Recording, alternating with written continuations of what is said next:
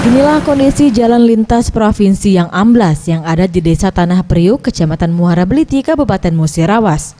Curah hujan yang hampir turun di setiap hari membuat bahu jalan yang berdekatan dengan saluran pembuangan aliran air irigasi perlahan membuat amblas bahu jalan lintas provinsi ini semakin membesar.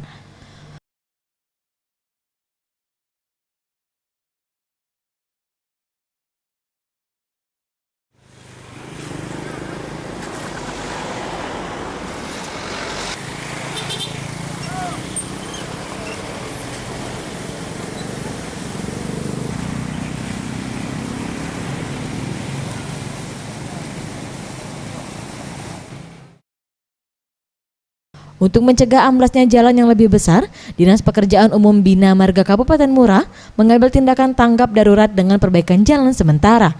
Dengan cara menimbun bahu jalan yang amblas dengan tumpukan karung yang berisi pasir, dikarenakan jalan ini menghubungkan berbagai provinsi di Pulau Sumatera seperti Padang, Jambi, dan Medan.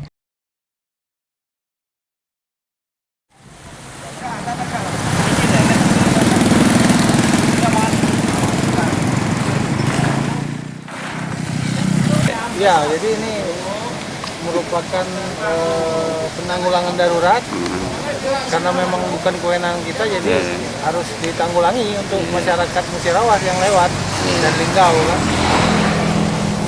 Iya bisa.